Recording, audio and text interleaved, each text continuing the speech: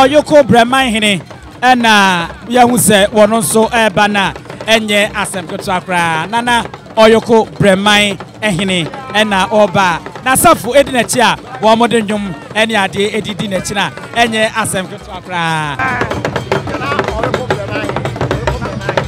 nana Oyoko-Breman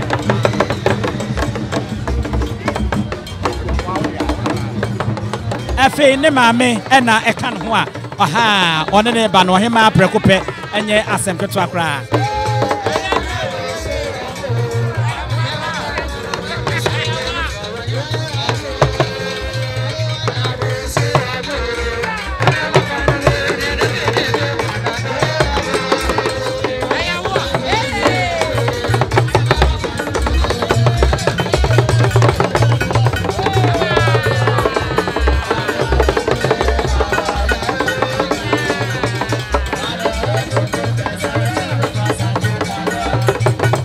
Hemaa samre nana adu ha sei wati akwasiko ko mti akwasika ko kasa wati otufo se tu su kasa wati nana mema akwaba do sumera o mehu no kama pa o hena ya ade jesa ye hwadwa no fitin ase ebesi awieye a jesa ya dwene ho ayante ase jesa yo tu se nananom ayade o twede Nyankopon so ayade aye fe me pa cho me ye nana Oyoko-Breman Hemaa nana Tiwaa Afriyie nana Tiwaa Afriyie ni ane ntwetwe nkomo abja sikadwa nankasa na Appiah no sade ya kan ne de akyeremo no asante ayimfo nyina asatem na wo monka momu se asante enyina etwahyiaye eho na obi komfo anoche eye na wanwade na oji sikadwa edifiri esorosoro ede ebesi opomso tumfo se tutu a odi kan ne naso eno na o hyeye se eye asante kra asante sunsumu eno ne ka asante ene asante ebomu eno na eyi ne ti a eba no so ore no kwa ne bench ne ya ehyase a edamufua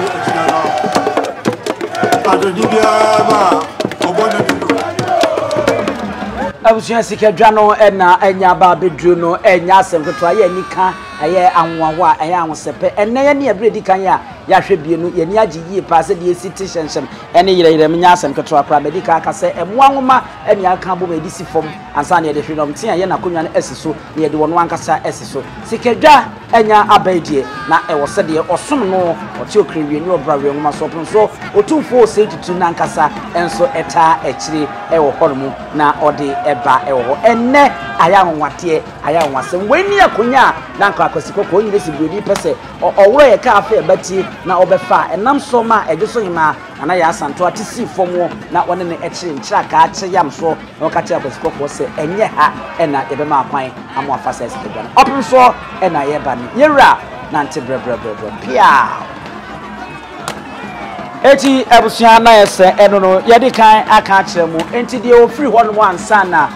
opun so tumfo osetutu satemo na ne din ene na kwaku dua aberma kwaku dua eno no na obefa abanya amamre ne amanne mu rankunyade mu na okofa otumfo osetutu a wodi kan akonwa na je se we ebeye abebio eno ne Afriyie pem ahankono eduokono enkono edibesine ye ne asebie ko to ne ye ne afika kra no ye hu sebie kwankwaja som kese a asante Manhyia na yedija yewura opoku ware abra na okọ ekura no na eno ene besine yi finhia duonum enya asem ketwa sorry opoku ware a odi finhia duonum kono ewa akonya no so na yewura etwa finhia aduonum awie idie na enim se obekọ na watra no na wakwakotra osetutu a odi kan amfinhia obediye ewo asanteman akonya so ene yaka ni edi abom eyemienu edi bo ba akona ekum numa mienu ada etoche emaremfi ena otumfo osetutu na nkasa na woda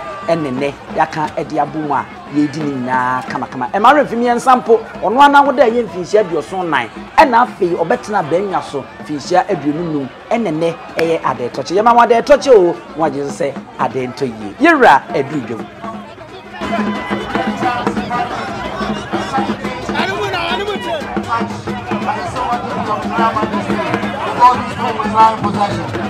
That's the golden stool, the second golden stool of the world.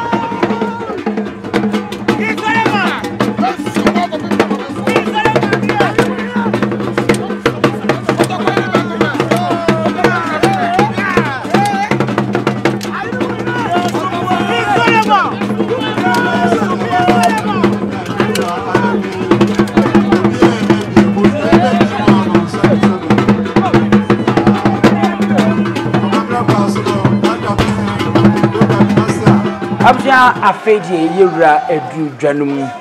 odudwamowie odudwam a na ewo se asoafo a esono no anase wo mo so ano no bre ede apakan a wo hinitim no eba fom se ede ba fom wi a etwa no hia emo hini sesiesie no yie ekwa ha no yie ansa na wasifam sa bredie wo wie a woko na tena ye simpie so ewo dwabrem ha no woko na wakwa tenase ada opum se yewura betena se no ye de sede akamfo ne titira santefo esibu ya hemfo no obi amfane to nka akonya opum se ono betena se ansa na wo mo makadom ni nyina wa wo se wotena se wotini atena se wu se obi a sori gina hono ma efi Emmanuel fi say akwaside we beka won finchi aduonu no na opemso se bia ko to we twa akwaside ahanu ani edu enwotwe a okọ nanim a enye asem keto akra e wo ho no mu 218 akwaside festival ena opemso 2482 was celebrate wa cha fan fi se obedi akonya e wo ha no mu we ni bredi kan ya abusua edi mehu ema mienu bia won bodi agu wo ho opemso na enya betena se no se wo hwe ne nchen pa sikadwa no hwedom tia akonya no eno no efom ena yede aboanwoma no a eye mienu moanwoma yede aye no no eda sana hwedom tia akonya no esiso ansa na sikadwa na nkasa no yede ababa abeto sabi yen sikadwa no yede na tietia so de bia ode no ho sanse eye asante mesunsun obi enu a oso eche no yewura ena abetena se no hwedom atwahia no ho ene omu nyina fita takrache bubu wo mu ena won mo kyehyehyɛ wo mo opem so fifi ne nase e de kosi ne sora na otimi sɛ ɔhene ene wafa no ho yie pa enya asanketo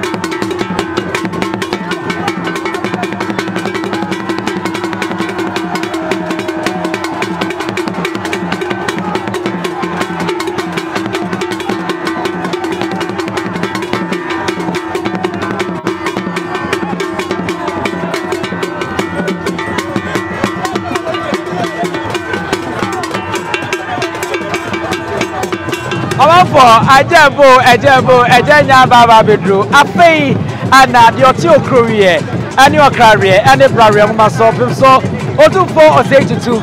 emfishia toso aduonunum